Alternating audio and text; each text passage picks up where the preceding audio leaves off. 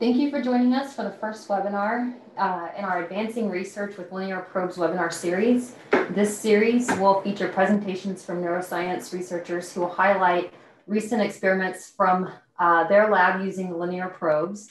And following each presentation, we will hold a live question and answer session.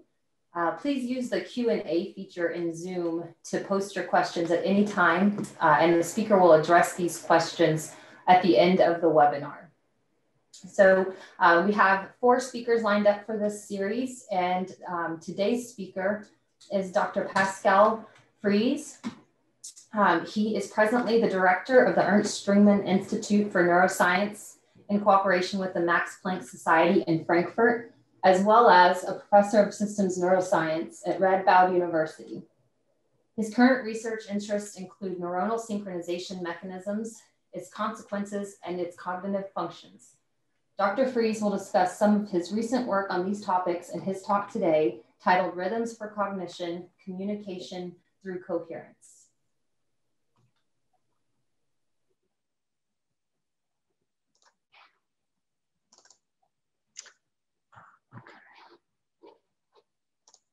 So can I share my screen now? Yes, please. Okay. Is it visible now? Okay, good. Well, thank you very much for the invitation. Thank you very much for the kind introduction. Welcome to all of you, even though I cannot see you. Thank you for your interest. So I'm going to talk, as Nyoka said, I'm going to talk about rhythms for cognition, communication through coherence. And I start with a very basic observation. So here you see the local field potential recorded from an electrode in primary visual cortex of an awake macaque monkey. First, while this monkey is fixating on a gray screen. And then we present a natural object and at the same time allow the animal to freely explore it with saccades. And you see that the local field potential, even though it is filtered only very broadly between about 0.5 hertz and 170 hertz, it shows very clearly rhythmic activity in the gamma band range. So when we calculate a power spectrum during this free exploration and express it as % change relative to the pre-stimulus baseline, you see this picture indicating a very pronounced rhythmicity in neuronal activity. And we see similar relative power spectra for essentially all natural stimuli, and of course also for more controlled stimuli like gratings. So if a stimulus activates a group of neurons in a lower visual area, for example, Hui1, primary visual cortex, this group of neurons engages in gamma band activity, which entails this characteristic sequence of excitation, indicated here in red, and the inhibition indicated in blue. So the excitation triggers the inhibition shuts down the excitation. The inhibition shuts down itself, essentially, and when the inhibition goes away, then there is the next round of excitation. And this rhythm in V1 is able to entrain a coherent rhythm in higher areas. For example, as I'm going to show you, in Hui4, in the 4th visual area. And we propose that this establishes a very effective communication protocol in which the inputs V1 to V4 arrive always when V4 is ready to accept them, because inhibition has just declined. Whereas potentially other competing inputs that are not entraining the gamma in V4, they come either, as illustrated here, at the times of maximal inhibition, or, which might be more realistic, at random times, which also renders them quite ineffective. And I'm going to show you that actually the latter is the case. These unattended inputs come at random times. So we call this proposal the communication through coherence, or CTC hypothesis. We tested this by simultaneously recording from 2 sites in primary visual cortex and 1 site in V4. So here you first see a characterization of these recording sites. These are the two recording sites in V1, simultaneously recorded with one recording site in V4.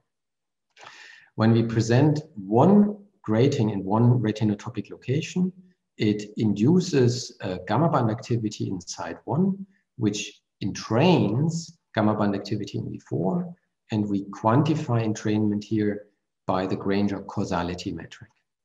When we present the same type of grating in a different retinotopic location, it entrains gamma in site 2 and not in site 1, and then this gamma in site 2 entrains the gamma in V4. And now the crucial test for our CTC hypothesis is illustrated in this slide. Here, the two gratings are simultaneously presented, and the covert attention of the animal is directed to one of them. The location of the attention is always indicated with this halo, which is not, of course, visible to the animal. The two simultaneously presented gratings induce two very clear gamma band rhythms in side 1 and side 2 at the same time. Yet if only this stimulus driving side 1 is behaviorally relevant, then only this gamma rhythm is entraining the gamma rhythm in V4. Whereas the equally strong gamma rhythm in side 2 is essentially completely failing to entrain the gamma rhythm in V4. And when attention switches, while everything else remains identical, this pattern of selective entrainment radically changes, exactly as we had predicted with the communications through coherence hypothesis. An unpredicted observation was the fact that in V1, the gamma induced by the attended stimulus was very reliably occurring at a slightly higher gamma frequency. And we believe that these frequency shifts might actually lead to this selective entrainment, such that the gamma with a faster frequency is the one that wins the entrainment of V4, and the one with the slower frequency is the one that loses out. So as a next step, we were wondering whether we could provide evidence that this attended gamma rhythm actually entrains V4 at the phase relation that is optimal for the communication. And this was addressed in the following study. Here, I quickly illustrate the task to explain you how the analysis proceeded. So the monkey fixated. We had here the area where simultaneously recorded V1 and V4 sites had their overlapping receptive fields. And there was a stimulus there and a stimulus outside of it. They were randomly colored. The fixation point randomly assumed one of the two colors, cueing attention to that stimulus in this trial here, making this the target and this the destructor stimulus. And then if the target stimulus changed its curvature, as illustrated here, the monkey was supposed to release the bar to get a reward. And 50% of the trials, the destructor changed first. Then you had to wait until the target changed later. And we asked the question whether the efficiency of V1 communication as gauged by the speed of the behavior response was related to the phase relation that we measured here, just in this 200 millisecond window in which the stimuli were still fully controlled just before the behaviorally relevant stimulus change occurred. So here, let me see, there is a bit of a zoom occlusion on my screen. Can I get rid of this? Maybe I'll just move it to the bottom. Okay. So here you see on the right side, the V1, V4 gamma phase relation on individual trials. This is the histogram, and this is the typical or average V1, V4 gamma phase relation. So this is the phase relation at which this example V1, V4 side pair engages in gamma band synchronization. And when we then look at the reaction time that we find there as a metric of the efficiency of communication, we find that in those trials, reaction times were actually particularly short. And in trials when V1, V4 happened to deviate from the typical phase of entrainment, we find that reaction times are substantially prolonged. So in order to analyze this further, we simply rotated these phases into zero, this mean phase into zero, thereby expressing the reaction time here as a function of the deviation of the trial-by-trial phase relation from the typical phase relation at which V1 and V4 synchronized. And this we can then average over all round about 100 pairs of recording sites, and you see that V1 entrains V4 up the gamma phase relation that typically leads to the shortest reaction time, probably indicating efficient communication between V1 and V4. And if, by whatever reason, we don't know why, the V1, V4 gamma phase relation happens to deviate away from where it typically entrains, then this actually leads to a lengthening of reaction times, probably indicating that communication from V1 to V4 was less efficient. So we quantified that by transforming this deviation from the mean phase by a simple cosine transform. We give it the name goodness of phase relation, and then we can calculate the direct simple correlation between this goodness of phase relation, so this deviation here, versus reaction time. And we see that in the attention condition, indeed, good phase relations lead to short reaction times. That's why there is a negative correlation. And it is specific to the gamma band, and it's also specific to the attention condition. So the attend out condition is kind of a control condition here, where the stimulus processed by the recorded neurons is not behaviorally relevant, and there these effects are not seen. So it's not an unspecific arousal effect or anything like this. So this, we believe, lends some support to this communication through coherence idea, indicating that specifically the gamma rhythm induced by the attended stimulus entrains the gamma rhythm in V4, and it entrains V4 at the phase relation that is optimal for communication, at least as evidenced by short reaction times. In the next step, we wanted to, well, arrive at evidence that is even more direct, often referred to as causal evidence. And for this, we turn to optogenetics. I first illustrate you the overall setup. This we have done in anesthetized cats. And later on, when I actually show you the work for which we used the Plexon B probes, we move this basically, the work that I show you here in the anesthetized cat, we move this then to the awake macaque monkey and or the awake marmoset monkey. And but this is here kind of the, the original optogenetic work that we did in the anesthetized cat. So we first injected a viral vector. It's an adeno-associated virus serotype 9, which contains CAM kinase 2 alpha promoter, which controls the expression of channel rhodopsin 2 and enhanced yellow fluorescent protein. So we inject this into area 17, or Hui1 of the cat. I'm going to refer to this sometimes just simply as Hui1.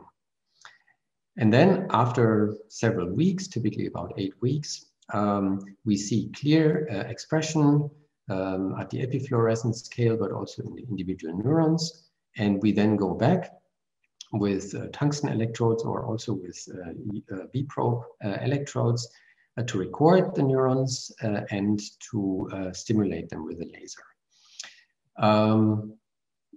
histology shows nice expression. This actually is a slide from marmoset, but you can see very nice similar expression patterns in the cat. Actually, this slide here shows a relatively small expression. Often the injections are larger, and you see this not limited to one column or so, but it's a very widespread transfection that we see in our experiments. And the main thing I want to show you here are histological counts. So when we, for example, take several consecutive slides and count the transfected neurons showing enhanced yellow fluorescent protein, and then we count the GABA positive neurons, we typically find zero overlap. So this is to say that we're gonna optogenetically control excitatory neurons. And this is channel rhodopsin, so it's a depolarizing current. So we're gonna provide essentially synchronizing depolarizing currents into a local population of excitatory neurons. And since these currents are flowing through the membranes of the soma and the dendrites primarily, similar to the synaptic currents, we essentially emulate synaptic input, but under precise experimental control. And we use this to study the input-output function of such a circuit.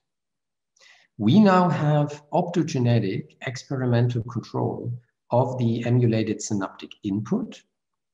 And by measuring the spike output of these neurons, we can directly see the input-output function of such a circuit.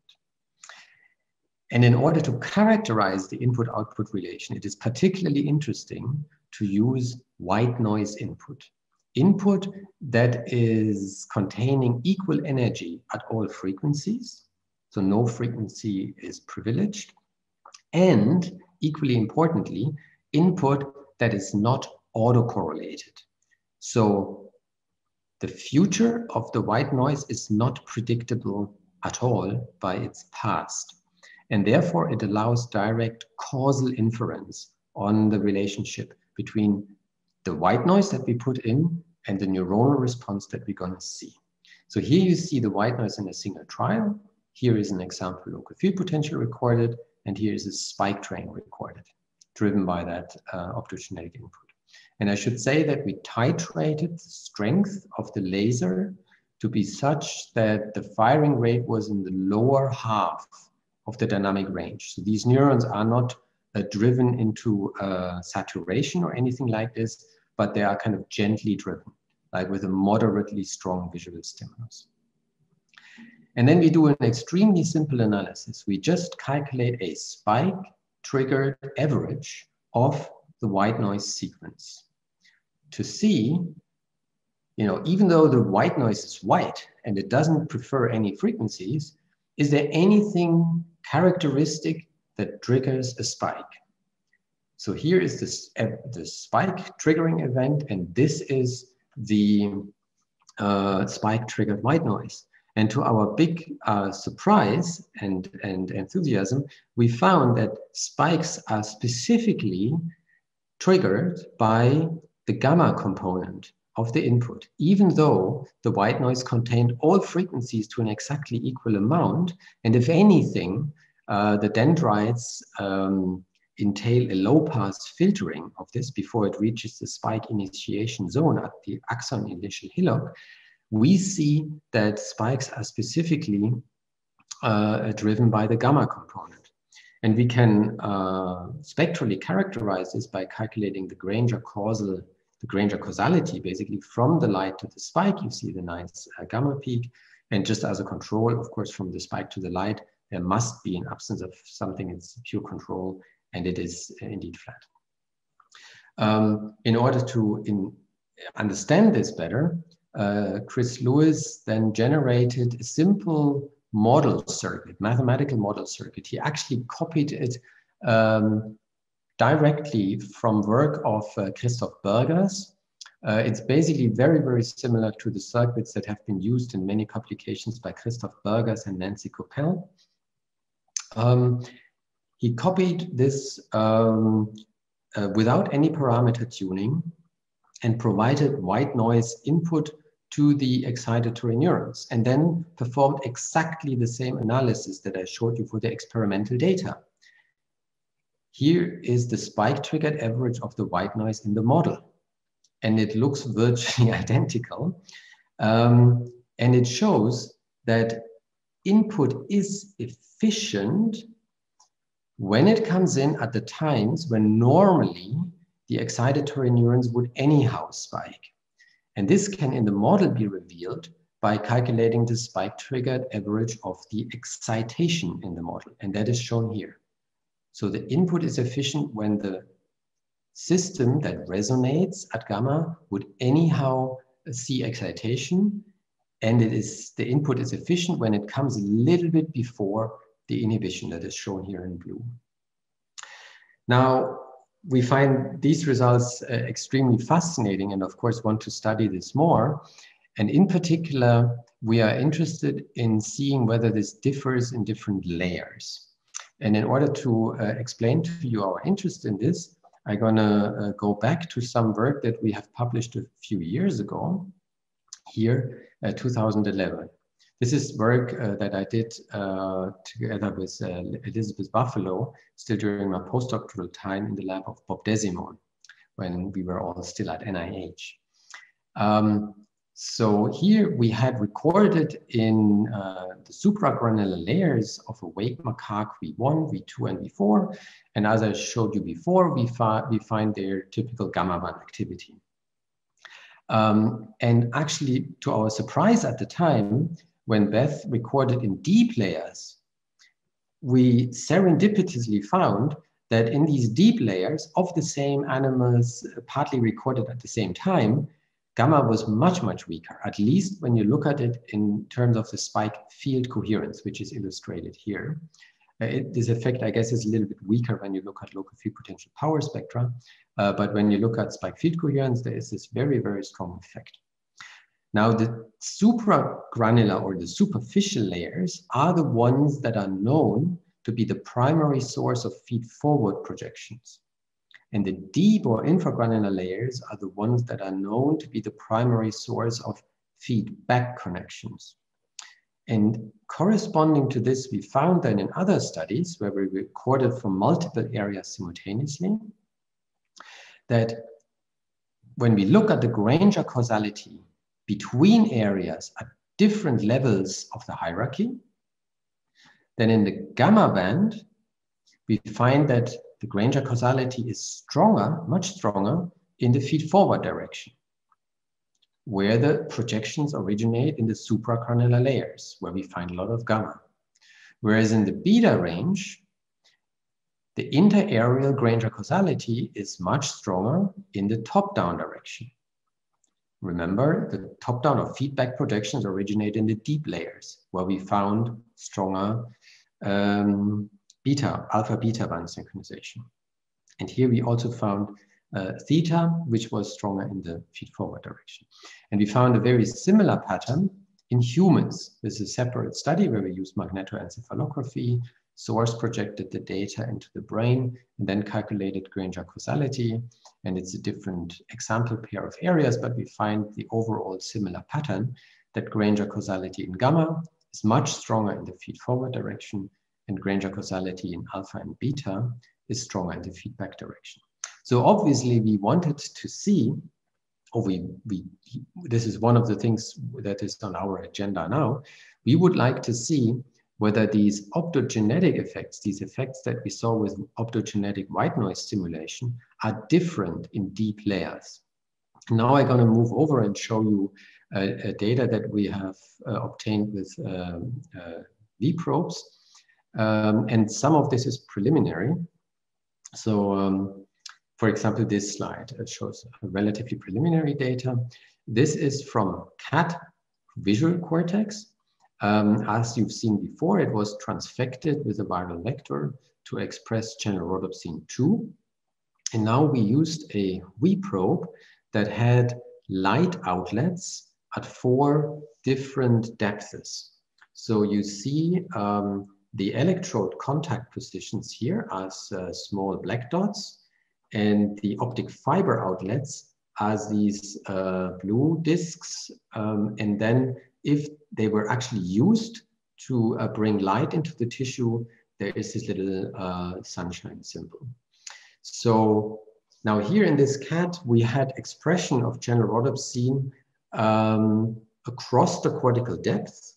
I have to say that when the expression is under the CAM kinase 2 alpha promoter, we generally see that the granular layer has a relatively substantially lower expression. So expression is very strong in the supragranular layers and relatively clear in the deep layers and relatively absent in the granular layers. So here now we give light through the V probe to the superficial layers.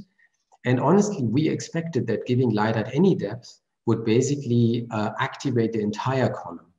But to our surprise, what we saw was that the multi-unit activity, which is illustrated here in these little PSTHs, was confined pretty much in this anesthetized cat model to the superficial layers, and we find clear gamma band activity. Sorry that these are so small, but believe me, this is sustained gamma band activity.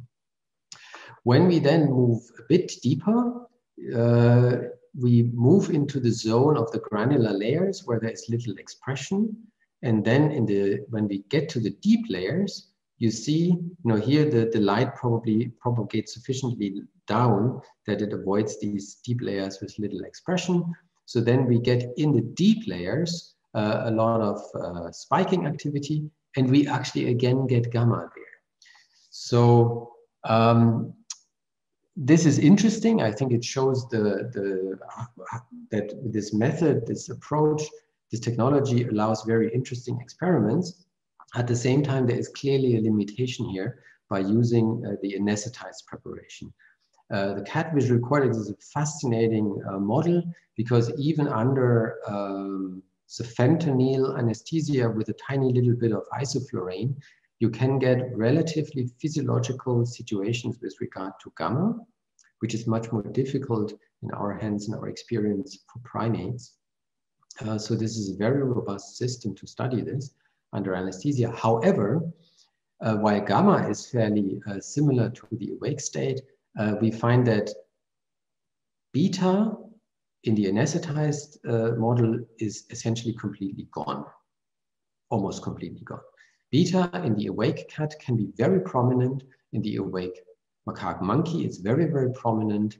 Of course, in the human, it's prominent. Under anesthesia in the cat, it is virtually absent. So it's probably not a good system to study whether deep circuits show beta resonance. And therefore, we move on to do laminar recordings in monkeys with optogenetic stimulation. And I show you how we do this, again, using these probes. So this is recent work from Elena in the lab, a PhD student.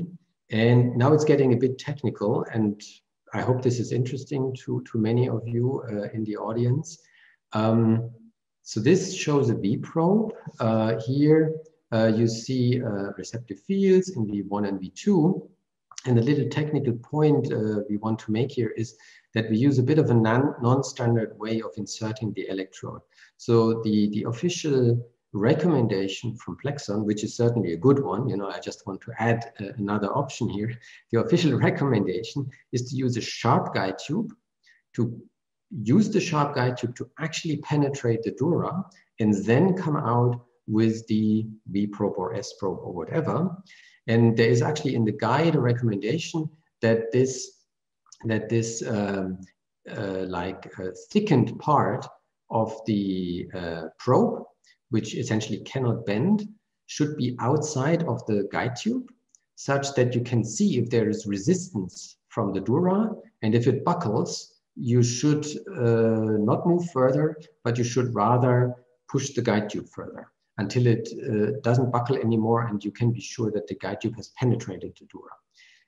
We think this might well be a viable procedure, and probably many people have used it successfully. However, we were a bit afraid that the sharp guide tube would basically do damage to the superficial layers of V1.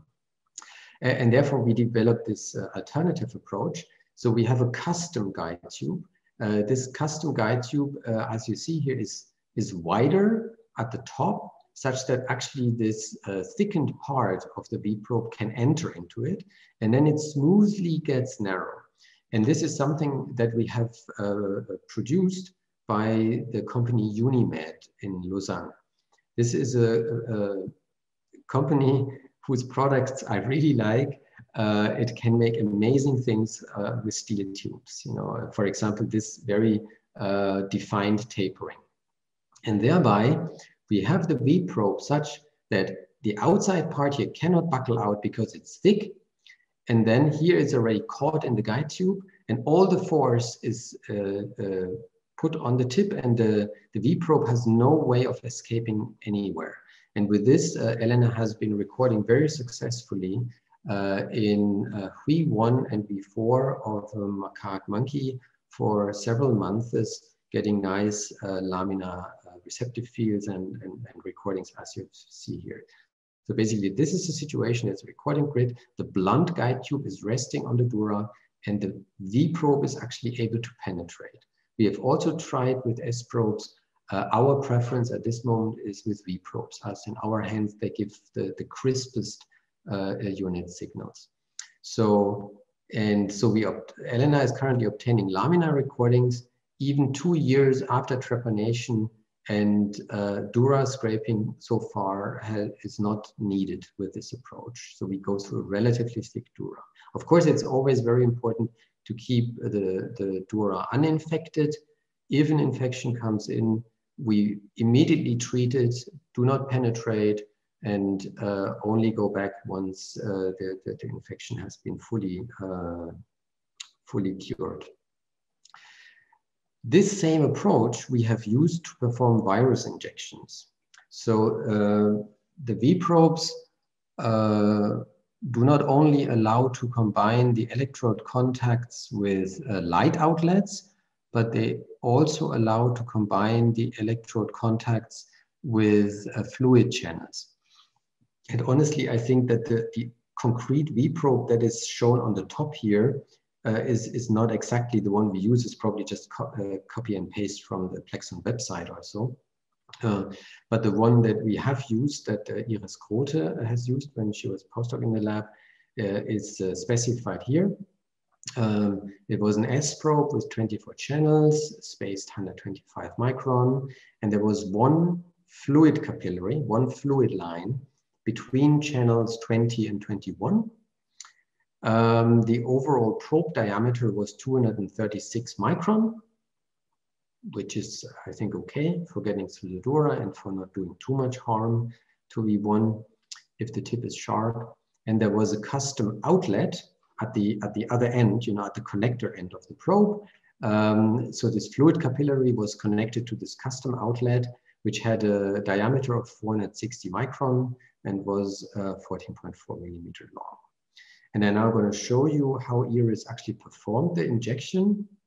I thought this might be interesting because it might be a somewhat non-standard use of the V-probes, or the S-probe in this case. So here, Iris is actually preloading the S-probe. So here you see, do you actually see my pointer, Nyoka? Yes? Do you see my pointer? My pointer says, okay. So here's the S-probe. Here is here is the steel cannula that that is connected to the fluid channel, and so she pre-fills here the fluid channel until a drop of the fluid is coming out, and then the S-probe is directly mounted onto the Hamilton syringe. So it's directly put into the Hamilton syringe and secured. And we have used a modified version of a Narashigi drive to hold the Hamilton syringe and thereby hold the V-probe and target the V-probe into the grid. And we can then use the Narashigi drive to inject the fluid fully controlled. The insertion of the entire thing, the electrode, is done with a manual drive, and then the actuation of the Hamilton syringe is done with the micromanipulator control of Narishigi. So here you see it mounted on the grid, and you can imagine how this is then mounted on the chamber of the animal, and the injection is done in the awake animal. And this is what I'll show you in the next slide. So here, Iris had the probe in the brain, and that's what exactly what we had intended to do. So the dura is intact. The recording is exactly as it is normally done during the recording of data. The animal doesn't have to be anesthetized, but in this simple booth in a normal session, the V probe, or in this case the S probe, is lowered into the brain. This is a local field potential recording in response to a flash stimulus. This is the current source density. You see a very nice local field potential polarity reversal, which typically indicates the granular layer, the input layer. And she drew a line here at the depth between channel 20 and 21, where the fluid injection line is. And so we know exactly, without any dura opening in the awake animal, where the injection is done. And before and after the injection, we can record receptive fields of all these channels and verify that we are really in the tissue at the prescribed depth. Now, I have to confess that while these injection data look really amazing, and we are very happy about this, so far we haven't been able to actually optogenetically drive these neurons. And we are just about, so we are moving forward with this by simply injecting larger volumes at several neighboring locations. We believe that we are very careful with making relatively small injections at particular depths, and we probably just didn't find these precise transfected neural populations back. Also maybe because the primate brain moves quite a bit between sessions. So hitting exactly at that spot has probably been the problem. So we move to larger injection volumes, more neighboring injections. So but I don't want to leave you with this. I want at the very end, in the last 2 or 3 minutes, I want to show you some successful experiments with this. They have been done in the, as you see in the cat, marmoset, and rat. And the overarching theme here is that we used, and this primarily was driven by Patrick Andritza and Chris Lewis, together with Thomas Wunderle in the lab and others. We used high-density micro-ECOG, electrocorticography, to target the positioning of V probes for recording or simulation. So you see here the design. These yellowish, brownish strips are polyimide strips that carry multiple contacts. And Patrick managed to have them embedded basically, or I mean, not embedded such that they are sealed, but glued basically underneath the sheet of silicone elastomer. And that was held by these 2 steel guides. And thereby he could gently push it on, for example, the primary and higher visual cortex of the cat, or V1 and V4 of the marmoset, or the 2 hemispheres of the rat. So here, as an illustration, you see these micro-ECOG recordings in the anesthetized marmoset, simultaneously in V1 and in MT. And here you see how this can be combined with V-probe recordings. So here we have one such setup realizing 20 times 12 channels, so 240 channels on V1, and 10 times 24, so again 240 channels on area MT. And as I'm going to show you in the next slide, these ECOGs give very nice receptive fields, which then allow to target the V probes here with 32 channels, and the V probe here in MT with 16 or 32 channels, to corresponding retinotopic locations, which we otherwise would not know. So we would need other means like like optical imaging or functional ultrasound imaging or so. So here we do this with ECOG.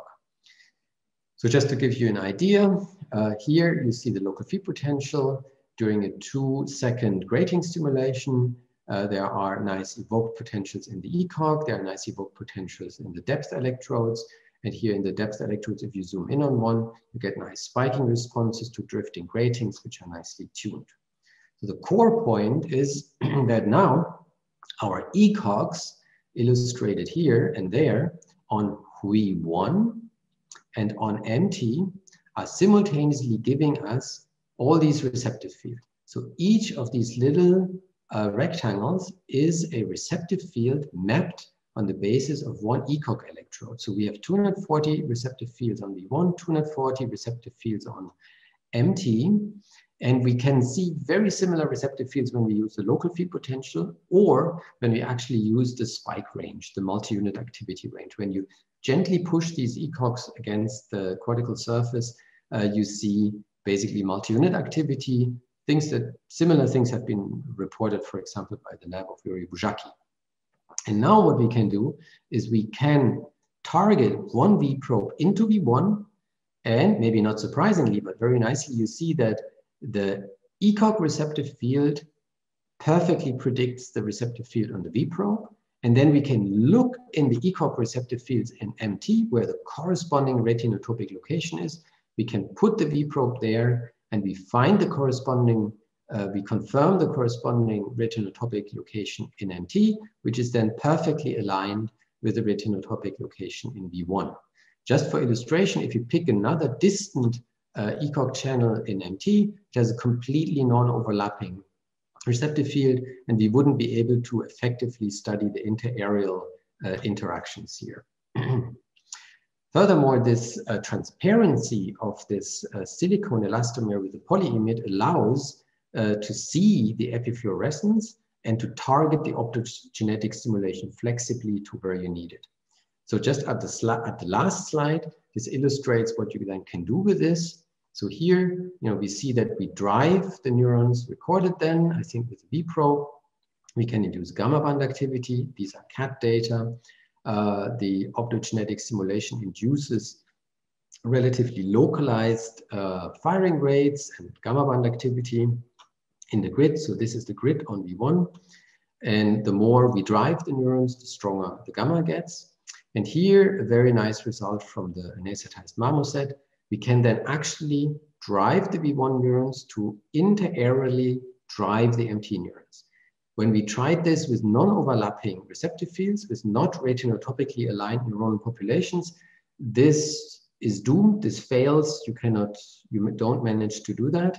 When Patrick managed to use this approach to perfectly align the receptive fields between V1 and MT, then he could reliably and very strongly drive the MT neurons by the optogenetic drive inserted into V1. And this, of course, is now super interesting because it allows us to use the optogenetics directly to study the interareal communication, having direct optogenetic millisecond control of the interareal input from V1 to MT. And similar things could, of course, be used also in the feedback direction.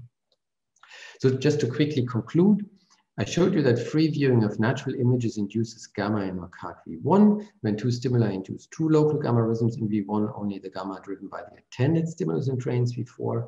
This selective interareal gamma entrainment likely establishes a selective communication protocol. Single trial V1, V4 gamma synchronization predicts reaction times. Reaction times are systematically slowed when the single trial interareal gamma phase relation deviates away from the phase relation at which V1 and V4 synchronize on average. Thus, V1, V4 gamma synchronization occurs at the optimal phase relation and thereby improves behavioral performance. Optogenetics then allows to emulate synaptic inputs with millisecond experimental control, and white noise input reveals that spikes are caused specifically by the gamma band component of synaptic input. Computation modeling reveals that this merely requires a simple recurrent excitation inhibition circuit and suggests generally a preferential transmission of input that is resonating or phase locked to the ongoing oscillation. Gamma band synchronization is particularly prominent in superficial layers of visual cortex, while deeper layers show prominent alpha-beta synchronization. Superficial layers send more feed-forward projections, deep layers more feedback connections. Correspondingly, Granger causality in gamma is stronger in the feed-forward direction. In beta, it is stronger in the feedback direction.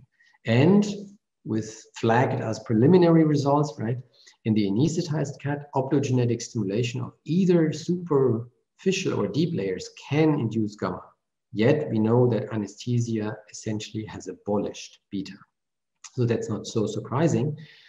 So we want to move this, as I said, to the awake primate, and laminar probes with integrated fluid outlets or with light fibers can be nicely used to inject viral vectors through the intact dura with excellent depth control and without the need to anesthetize the animal. The combination of laminar probes with silicon polyimide ECOG allows the targeted laminar recording and optogenetic stimulation of retinotopically corresponding positions in different areas. And I'd like to acknowledge the people. So Nick did the free viewing natural recordings. Conrado Bosman did the attention studies with the interareal recordings. Andre Bastos showed that gamma is strong in feed forward, beta in feedback. Yorgos Michelareas transferred this to the human. Chris Lewis, together with Zhang-Wang Ni, did the optogenetics in the cat. Gustavo Rohnkohl did the single trial predictions. And I just realized that I'm very sorry, I forgot a few names here, because today is not my standard talk, and these things illustrating the use of V-probes at the end were slotted in last minute. So, but I mentioned these names before. So Elena Psarou, she did the laminar recordings in Wake Macaque. Iris Grote developed and used this injection method. And Patrick Jendritzer did these recordings that I showed at the very end. And Chris Lewis, who had already been featuring before, he also participated there. Thank you very much.